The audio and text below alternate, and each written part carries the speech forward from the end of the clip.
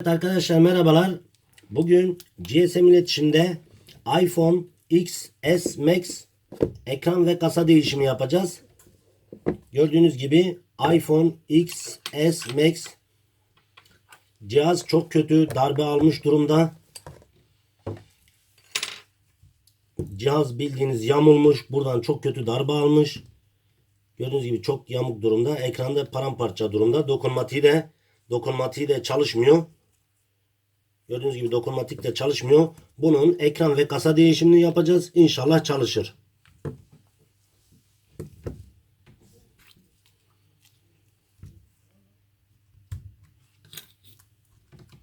Sim kart yuvasını çıkartıyoruz.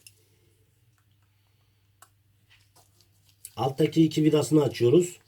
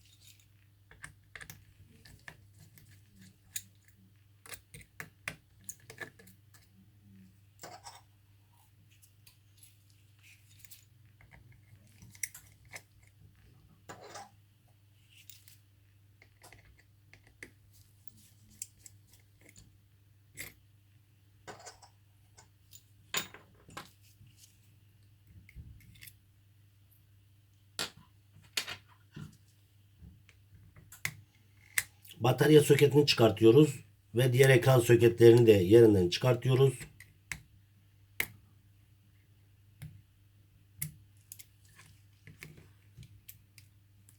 Evet, ekranı çıkarttık.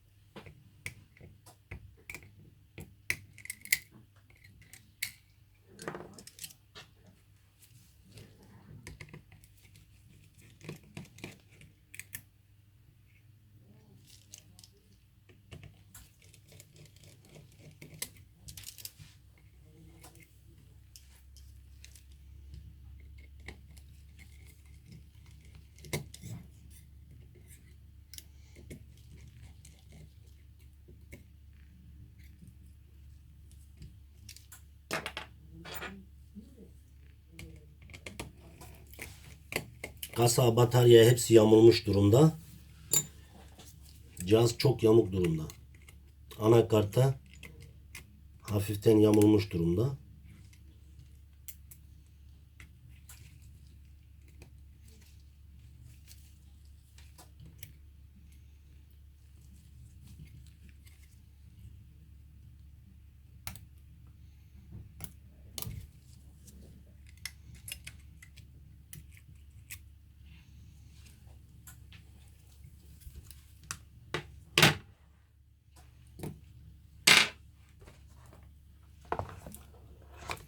Evet, cihazı beyazdan siyaha çevireceğiz arkadaşlar. Müşterimize söyledik.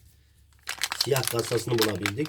Gördüğünüz gibi siyah full dolu kasa dediğimiz bu şekilde geliyor. Söktüğümüz parçaları bu kasaya takacağız ve ekranda bu kasaya takacağız. Eski kasasını da gösterelim size. Eskisi de gördüğünüz gibi bu şekilde yamuk. Söktüğümüz parçaları yeni kasamıza takacağız. Full dolu kasa dediğimiz. Bu arada ekran ile kasa fiyatı şöyle söyleyeyim, yaklaşık 6.000 lira civarında. İkisinin toplamı yaklaşık 6.000 TL tutuyor arkadaşlar.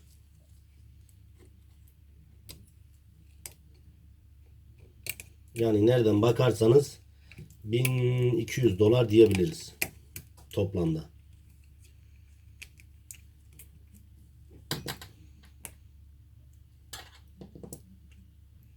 Tabi cihaz yeni olduğu için fiyat böyle.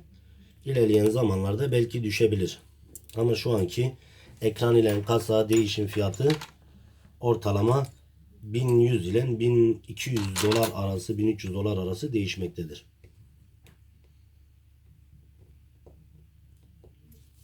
Bu da yaklaşık 6.000 TL tutuyor.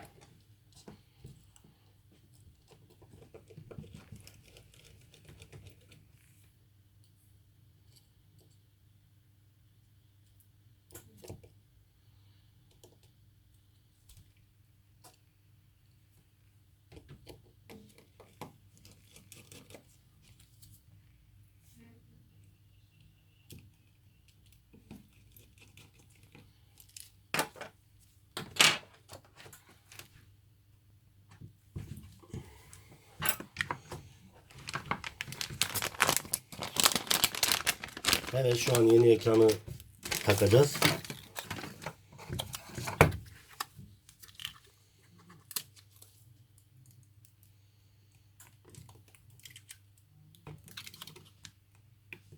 Ekran vidalarının hepsini takmadan test edeceğiz.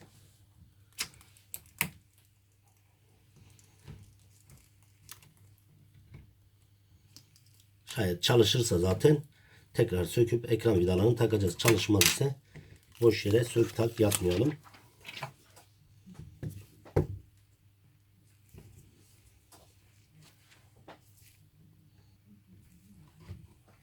Evet arkadaşlar, gördüğünüz gibi ekran iPhone XS Max ekran ve kasa değişimi yapıldı. Ama buna rağmen gördüğünüz gibi kasa çok büyük zarar gördüğü için kenardan gösterelim. Cihazın dokunmatiği çalışmadı. Anakartına müdahale gerekiyor. Biz burada sadece ekran ve kasa değişimi nasıl yapılır onu göstermeye çalıştık sizlere. Cihaz çok büyük darbe gördüğü için ekran ve kasa değişmemize rağmen yine de dokunmatik çalışmadı. İzlediğiniz için teşekkür ederim. Kutusuna koyalım gene. Kutusunu da şey yapalım.